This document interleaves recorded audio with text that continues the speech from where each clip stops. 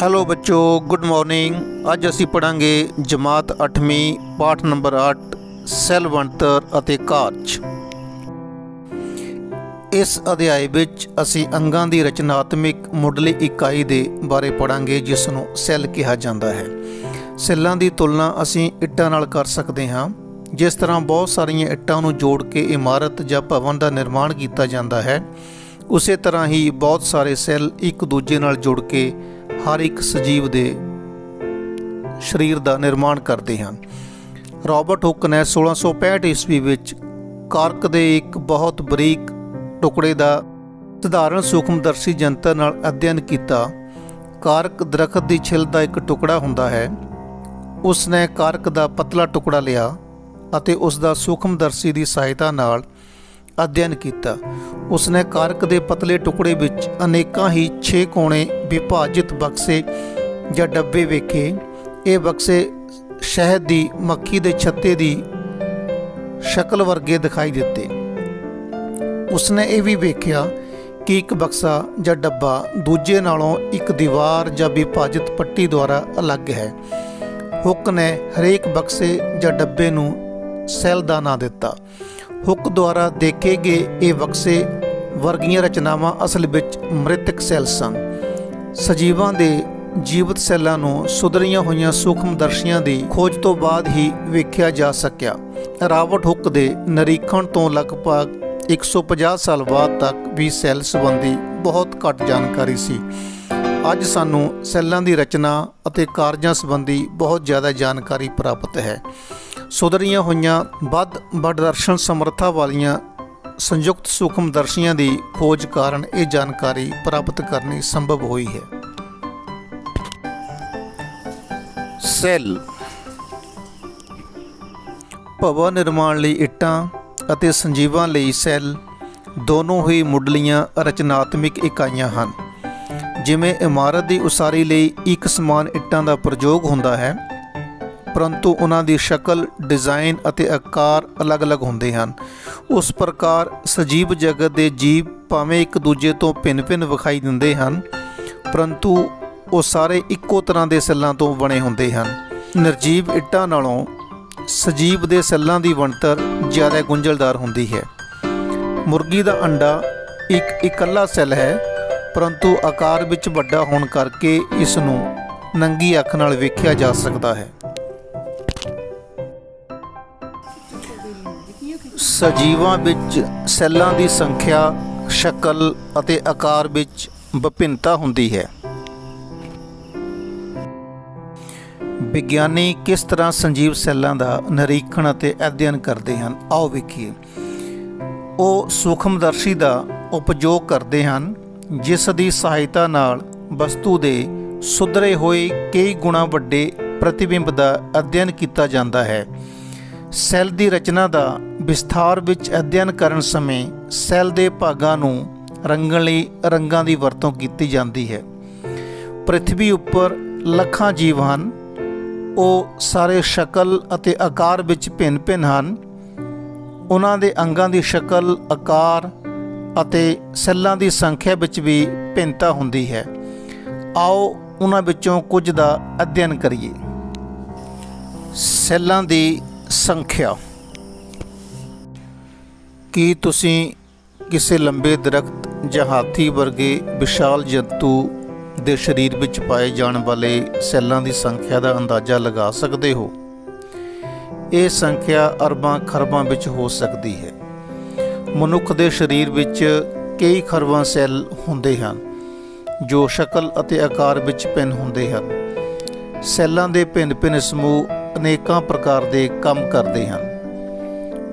वह जीव जिन्हां दा शरीर एक तो ज़्यादा सैल्लां दा बनिया हुंदा है, उन्हां नूं बहुसैली जीव कहते हैं।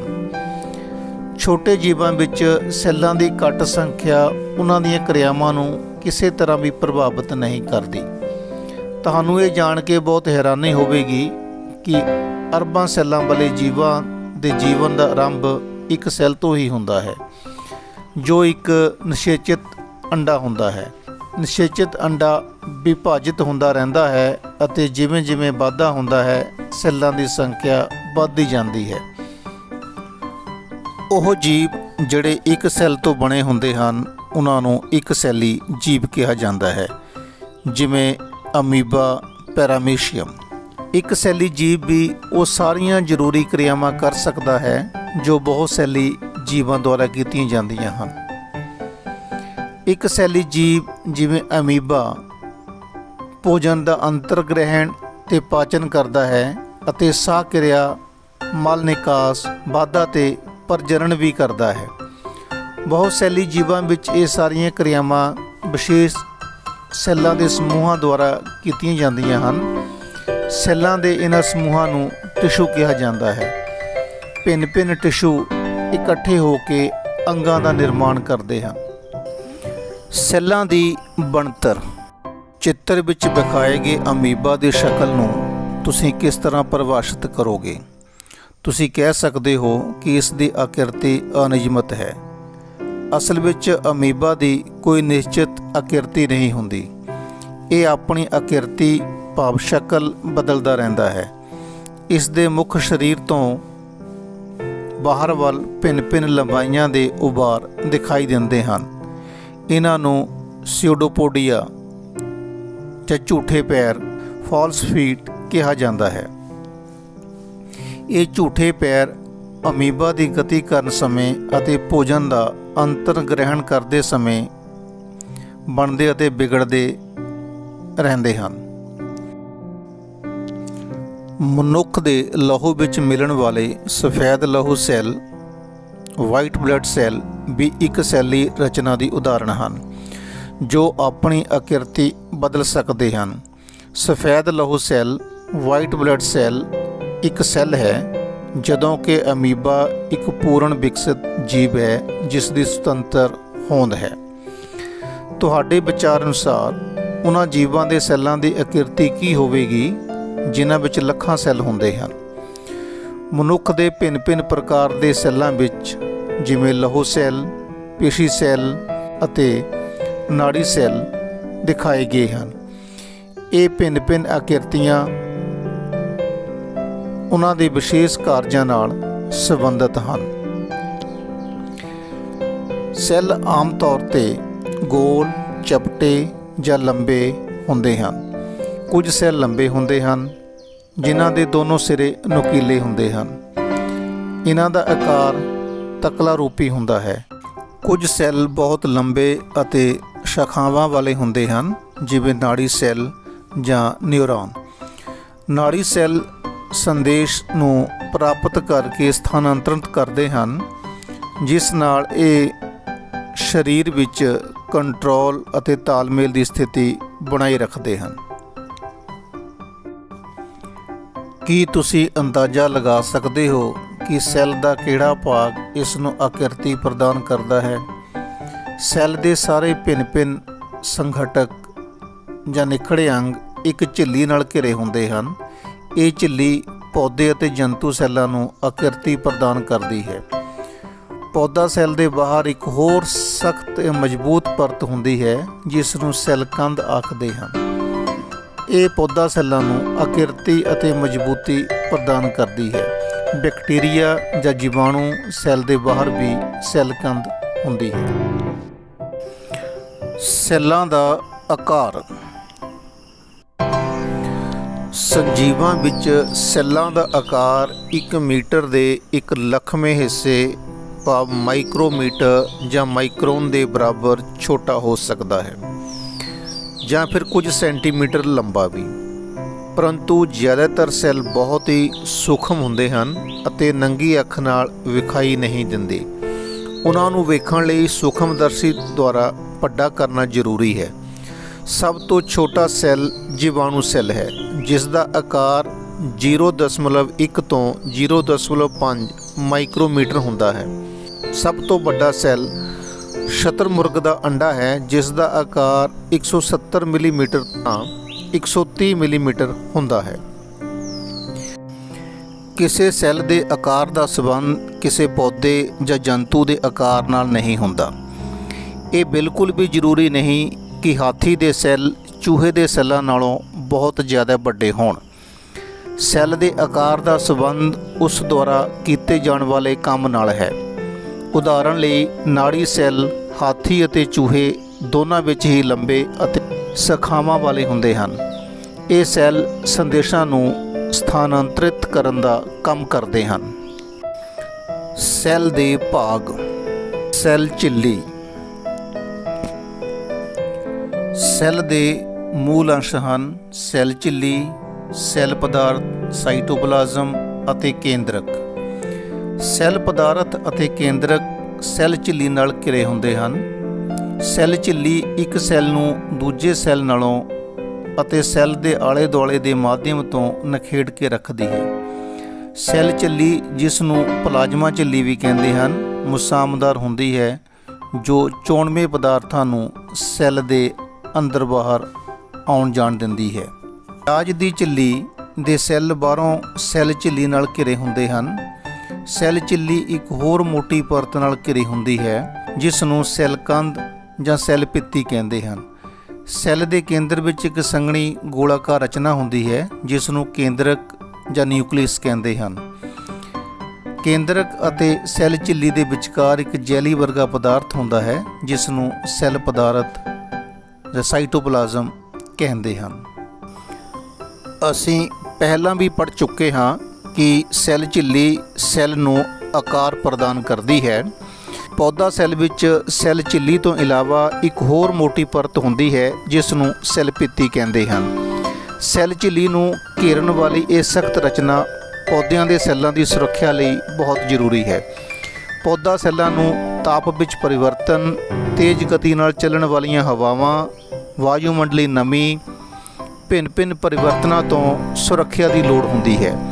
ਪੌਦੇ ਇਹਨਾਂ ਪਰਿਵਰਤਨਾਂ ਤੋਂ ਜ਼ਿਆਦਾ ਪ੍ਰਭਾਵਿਤ ਹੁੰਦੇ ਹਨ ਕਿਉਂਕਿ ਇਹ ਚੱਲ ਨਹੀਂ ਸਕਦੇ। ਸੈੱਲ ਦਰਵ ਜਾਂ ਸੈੱਲ ਪਦਾਰਥ। ਇਹ ਇੱਕ ਜੈਲੀ ਵਰਗਾ ਪਦਾਰਥ ਹੁੰਦਾ ਹੈ ਜੋ ਸੈੱਲ ਝਿੱਲੀ ਅਤੇ ਕੇਂਦਰਕ ਦੇ ਵਿਚਕਾਰ ਭਰਿਆ ਹੁੰਦਾ ਹੈ। ਸੈੱਲ ਦੇ ਬਾਕੀ ਸੰਘਟਕ ਅਤੇ ਨਿਖੜੇ ਅੰਗ ਸੈੱਲ ਦਰਵ ਵਿੱਚ ਹੀ ਪਾਏ ਜਾਂਦੇ ਹਨ। ਉਹ ਨਿਖੜੇ ਅੰਗ ਹਨ ਮਾਈਟੋਕਾਂਡਰੀਆ, ਗੋਲਜੀ ਕਾਇਆ, ਰਾਈਬੋਸੋਮ ਆਦਿ। ਕੇਂਦਰਕ ਨਿਊਕਲੀਅਸ। ਸਜੀਵ ਸੈੱਲ ਦਾ ਇਹ ਇੱਕ ਮਹੱਤਵਪੂਰਨ ਅੰਗ ਹੈ। ਆਮ ਤੌਰ 'ਤੇ ਇਹ ਗੋਲਾਕਾਰ ਹੁੰਦਾ ਹੈ ਅਤੇ ਸੈੱਲ ਦੇ ਮੱਧ ਵਿੱਚ ਸਥਿਤ ਹੁੰਦਾ ਹੈ। ਇਸ ਨੂੰ ਸੂਖਮਦਰਸ਼ੀ ਨਾਲ ਆਸਾਨੀ ਨਾਲ ਵੇਖਿਆ ਜਾ ਸਕਦਾ ਹੈ। ਕੇਂਦਰਕ ਬਾਹਰੋਂ ਇੱਕ ਝਿੱਲੀ ਨਾਲ ਘਿਰਿਆ ਹੁੰਦਾ ਹੈ ਜਿਸ ਨੂੰ ਕੇਂਦਰਕ ਝਿੱਲੀ ਕਹਿੰਦੇ ਹਨ। ਇਹ ਝਿੱਲੀ ਕੇਂਦਰਕ ਨੂੰ ਸੈੱਲ ਦਰਵ ਨਾਲੋਂ ਅਲੱਗ ਰੱਖਦੀ ਹੈ। ਇਹ ਝਿੱਲੀ ਵੀ ਮੁਸਾਮਦਾਰ ਹੁੰਦੀ ਹੈ ਅਤੇ ਸੈੱਲ ਦਰਵ ਅਤੇ ਕੇਂਦਰਕ ਦੇ ਵਿਚਕਾਰ ਪਦਾਰਥਾਂ ਦੇ ਆਦਾਨ ਪ੍ਰਦਾਨ ਨੂੰ ਕੰਟਰੋਲ ਵਿੱਚ ਰੱਖਦੀ ਹੈ। ਵੱਧ ਦਰਸ਼ਨ ਸਮਰੱਥਾ ਵਾਲੇ ਸੂਖਮਦਰਸ਼ੀ ਵਿੱਚ ਵੇਖਣ 'ਤੇ ਸਾਨੂੰ ਕੇਂਦਰਕ ਵਿੱਚ ਇੱਕ ਹੋਰ ਛੋਟੀ ਸੰਘਣੀ ਸੰਰਚਨਾ ਦਿਖਾਈ ਦਿੰਦੀ ਹੈ। ਇਸ ਨੂੰ ਨਿਊਕਲੀਅਸ ਕਹਿੰਦੇ ਹਨ। ਇਸ ਤੋਂ ਬਿਨਾਂ ਕੇਂਦਰਕ ਵਿੱਚ ਧਾਗੇ ਵਰਗੀਆਂ ਸੰਰਚਨਾਵਾਂ ਵੀ ਹੁੰਦੀਆਂ ਹਨ ਜਿਨ੍ਹਾਂ ਨੂੰ ਕ੍ਰੋਮੋਜ਼ੋਮ ਜਾਂ ਗੁਣਸੂਤਰ ਕਹਿੰਦੇ ਹਨ। ਇਹਨਾਂ ਵਿੱਚ ਜੀਨਸ ਹੁੰਦੇ ਹਨ ਜੋ ਅਨੁਵੰਸ਼ਿਕ ਗੁਣਾਂ ਨੂੰ ਇੱਕ ਪੀੜ੍ਹੀ ਤੋਂ ਦੂਜੀ ਪੀੜ੍ਹੀ ਤੱਕ ਸਥਾਨਾਂਤਰਿਤ ਕਰਦੇ ਹਨ। ਜਣਕਾਂ ਤੋਂ ਸੰਤਾਨ ਵਿੱਚ ਸਥਾਨਾਂਤਰਿਤ ਕਰਦੇ ਹਨ। ਗੁਣਸੂਤਰ ਸੈੱਲ ਵਿਭਾਜਨ ਸਮੇਂ ਵੀ ਵਿਖਾਈ ਦਿੰਦੇ ਹਨ। ਅਨੁਵੰਸ਼ਕ ਗੁਣਾਂ ਦੇ ਸਥਾਨਾਂਤਰਣ ਤੋਂ ਇਲਾਵਾ ਕੇਂਦਰਕ ਸੈੱਲ ਅੰਦਰ ਹੋਣ ਵਾਲੀਆਂ ਪ੍ਰਤੀਕਿਰਿਆਵਾਂ 'ਤੇ ਵੀ ਕੰਟਰੋਲ ਰੱਖਦਾ ਹੈ। ਸਜੀਵ ਸੈੱਲ ਦੇ ਸਾਰੇ ਸੰਘਟਕਾਂ ਨੂੰ ਇਕੱਠੇ ਤੌਰ 'ਤੇ ਪ੍ਰੋਟੋਪਲਾਜ਼ਮ ਜੀਵ ਦਰਵ ਦੇ ਨਾਂ ਨਾਲ ਜਾਣਿਆ ਜਾਂਦਾ ਹੈ। ਇਸ ਵਿੱਚ ਸੈੱਲ ਦਰਵ ਅਤੇ ਕੇਂਦਰਕ ਦਰਵ ਦੋਨੋਂ ਸ਼ਾਮਲ ਹਨ। ਪ੍ਰੋਟੋਪਲਾਜ਼ਮ ਸੈੱਲ ਦਾ ਜੀਵਤ ਪਦਾਰਥ ਕਹਾਉਂਦਾ ਹੈ। ਸੂਖਮਦਰਸ਼ੀ ਵਿੱਚ ਪਿਆਜ਼ ਦੀ ਝਿੱਲੀ ਦੇ ਸੈੱਲਾਂ ਦਾ ਨਿਰੀਖਣ ਕਰਦੇ ਸਮੇਂ ਕੀ ਤੁਸੀਂ ਸੈੱਲ ਦਰਵ ਦੇ ਕੇਂਦਰ ਵਿੱਚ ਕੋਈ ਖਾਲੀ ਸਥਾਨ ਵਰਗੀ ਸੰਰਚਨਾ ਵੱਲ ਧਿਆਨ ਦਿੱਤਾ? ਇਸ ਨੂੰ ਰਸਧਾਨੀ ਕਹਿੰਦੇ ਹਨ। ਇਹ ਬਹੁਤ ਵੱਡੀ ਅਤੇ ਕੇਵਲ ਇੱਕ ਵੀ ਹੋ ਸਕਦੀ ਹੈ ਜਿਵੇਂ ਕਿ ਪਿਆਜ਼ ਦੀ ਝਿੱਲੀ ਵਿੱਚ ਵਿਖਾਈ ਦਿੰਦੀ ਹੈ। ਗਲ ਦੇ ਸੈੱਲਾਂ ਵਿੱਚ ਕਈ ਛੋਟੀਆਂ ਰਸਧਾਨੀਆਂ ਹੁੰਦੀਆਂ ਹਨ। ਵੱਡੀਆਂ ਰਸਧਾਨੀਆਂ ਕੇਵਲ ਪੌਦਾ ਸੈੱਲਾਂ ਵਿੱਚ ਪਾਈਆਂ ਜਾਂਦੀਆਂ ਹਨ। ਜੰਤੂ ਸੈੱਲਾਂ ਵਿੱਚ ਇਹ ਰਸਧਾਨੀਆਂ ਛੋਟੀਆਂ ਹੁੰਦੀਆਂ ਹਨ। ਰਾਡੈਂਸਕੇਸੀਆ ਦੇ ਪੱਤੇ ਦੇ ਸੈੱਲਾਂ ਵਿੱਚ ਤੁਸੀਂ ਅਨੇਕ ਛੋਟੀਆਂ-ਛੋਟੀਆਂ ਰੰਗਦਾਰ ਸੰਰਚਨਾ ਦੇਖੀਆਂ ਹੋਣਗੀਆਂ। ਉਹ ਪੱਤੇ ਦੇ ਸੈੱਲਾਂ ਦੇ ਦਰਵ ਵਿੱਚ ਖਿੰਡੀਆਂ ਹੁੰਦੀਆਂ ਹਨ। ਉਹਨਾਂ ਨੂੰ ਪਲਾਸਟਿਡ ਕਹਿੰਦੇ ਹਨ। ਇਹ ਭਿੰਨ-ਭਿੰਨ ਰੰਗਾਂ ਦੇ ਹੁੰਦੇ ਹਨ। ਉਹਨਾਂ ਵਿੱਚੋਂ ਕੁਝ ਵਿੱਚ ਹਰਾ ਵਰਣਕ ਹੁੰਦਾ ਹੈ ਜਿਸ ਨੂੰ ਕਲੋਰੋਫਿਲ ਕਹਿੰਦੇ ਹਨ। ਹਰੇ ਰੰਗ ਦੇ ਪਲਾਸਟਿਡ ਨੂੰ ਕਲੋਰੋਪਲਾਸਟ ਕਹਿੰਦੇ ਹਨ। ਇਹ ਪੱਤਿਆਂ ਨੂੰ ਹਰਾ ਰੰਗ ਪ੍ਰਦਾਨ ਕਰਦੇ ਹਨ। ਤੁਹਾਨੂੰ ਯਾਦ ਹੋਵੇਗਾ ਕਿ ਪੱਤਿਆਂ ਦੇ ਕਲੋਰੋਪਲਾਸਟ ਵਿੱਚ ਸਥਿਤ ਕਲੋਰੋਫਿਲ ਪ੍ਰਕਾਸ਼ ਸੰਸਲੇਸ਼ਣ ਦੇ ਲਈ ਜ਼ਰੂਰੀ ਹੈ। ਯੂਕੈਰੀਓਟਸ ਅਤੇ ਪ੍ਰੋਕੈਰੀਓਟਸ। ਯੂਕੈਰੀਓਟਸ ਜਿਨ੍ਹਾਂ ਜੀਵਾਂ ਦੇ ਸੈੱਲਾਂ ਵਿੱਚ ਕੇਂਦਰਕ ਸਪਸ਼ਟ ਹੁੰਦੇ ਹਨ ਅਤੇ ਕੇਂਦਰਕ ਝਿੱਲੀ ਮੌਜੂਦ ਹੁੰਦੀ ਹੈ, ਉਹਨਾਂ ਨੂੰ ਯੂਕੈਰੀਓਟਸ ਕਿਹਾ ਜਾਂਦਾ ਹੈ। ਉਦਾਹਰਣ ਪਿਆਜ਼ ਦੇ ਛਿਲਕੇ ਅਤੇ ਗਲ ਦੇ ਸੈੱਲ। ਪ੍ਰੋਕੈਰੀਓਟਸ ਜਿਨ੍ਹਾਂ ਜੀਵਾਂ ਦੇ ਸੈੱਲਾਂ ਵਿੱਚ ਕੇਂਦਰਕ ਨਹੀਂ ਹੁੰਦੇ ਅਰਥਾਤ ਕੇਂਦਰਕ ਝਿੱਲੀ ਮੌਜੂਦ ਨਹੀਂ ਹੁੰਦੀ, ਉਹਨਾਂ ਨੂੰ ਪ੍ਰੋਕੈਰੀਓਟਸ ਕਿਹਾ ਜਾਂਦਾ ਹੈ। ਉਦਾਹਰਣ ਜੀਵਾਣੂ, ਨੀਲੇ ਹਰੇ ਸ਼ੈਵਾਲ। ਪੌਦੇ ਅਤੇ ਜੰਤੂ ਸੈੱਲ ਵਿੱਚ ਅੰਤਰ। ਸਮਾਨਤਾਵਾਂ। ਨੰਬਰ 1, ਦੋਵਾਂ ਵਿੱਚ ਸੈੱਲ ਝਿੱਲੀ ਹੁੰਦੀ ਹੈ।